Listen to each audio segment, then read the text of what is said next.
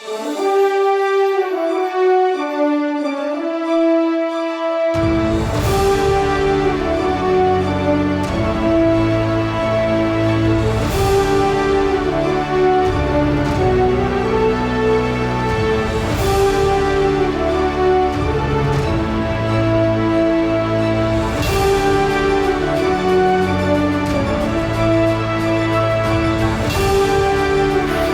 there, guys! Today I'll be talking about the upcoming astronomy lookout for the next 2 weeks.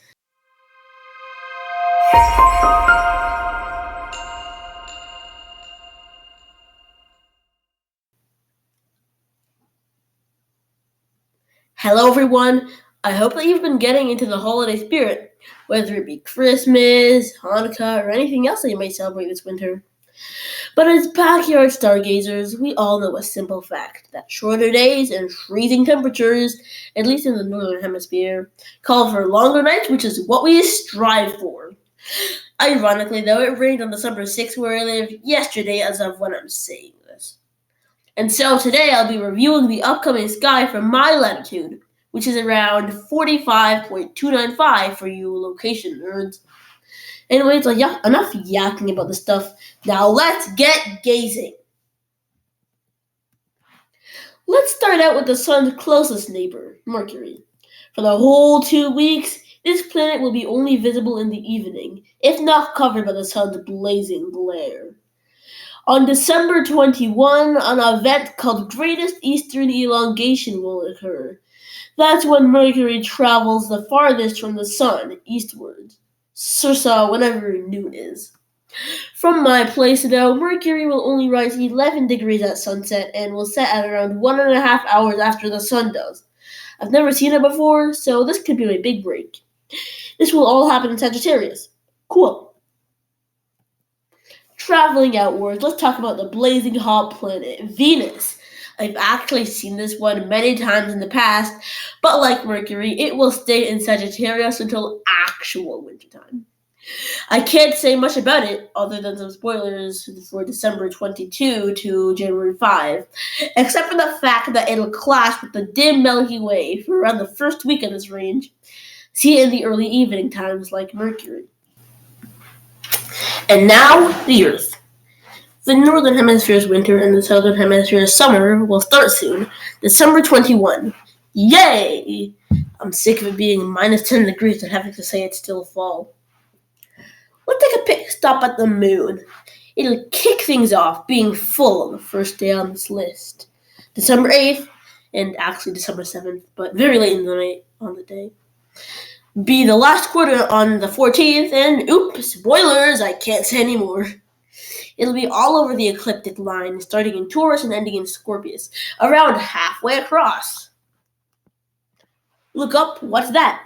It's Mars peaking at its closest approach to Earth since 2020, when we're going to start getting with friends.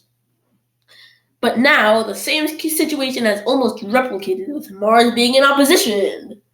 If you didn't know, opposition is when Earth goes right in between the sun and an outer planet, meaning that when the sun is at its lowest point, the planet's at its highest. This will happen on the night of December 7th to December 8th, or right now for me. It might be too late for you, but don't worry, since Mars will still be pretty good for the rest of the month. The one thing that may worsen or better this experience, depending on who you are, is the full moon is a fraction of a degree away from it. That is, though, a one-night experience. Too bad it's cloudy for me. It'll be staying in Taurus until late March, and so, yeah. Jupiter, one of the gas giants, will rule Pisces until February. Interesting. It won't be getting any high fives nowadays unless you count 29 Piscium, a fifth magnitude star, who will be sliding by around a degree early in the range. See it from sunset to midnight-ish, which, unless it's an eclipse or I do something special, I do most stargazing in the range of. Saturn will be in Capricorn until around Valentine's Day, when the sun enters the scene. But that's for issue 5, if I do this every 2 weeks until then. It's slowly drifting away from Jupiter after the Great Conjunction of 2020. Jupiter is drifting away from it, but as for visibility, it sets at around 8:30 to 9:30 p.m., which is decent unless you're a night owl. As for Uranus and Neptune, I'll sum them up in a couple words. Uranus in Aries, visible from around sunset to 5 a.m. Neptune around 5 degrees from Jupiter, setting around 30 minutes later than it. So to sum it up, all I can say is, well, evenings rule. Enough planet and moon stuff for now. Let's talk fixed. Here I'll see some cool constellations that have at least a spec that is the best to see from December 8 to December 21. Northern, southern, circumpolar, or equatorial. These are mathematically optimal, and please forgive me if I mispronounce any constellation names or any other words in this. I just don't look up the pronunciations because I think I know in my mind, even when I don't. Ursa Minor, Cephus, Camelopardalis, Auriga, Gemini, Taurus, Orion, Canis Major, Lepus, Columba, Pictor, Dorado, Carina, Puppis, Mensa, and Octon, of course.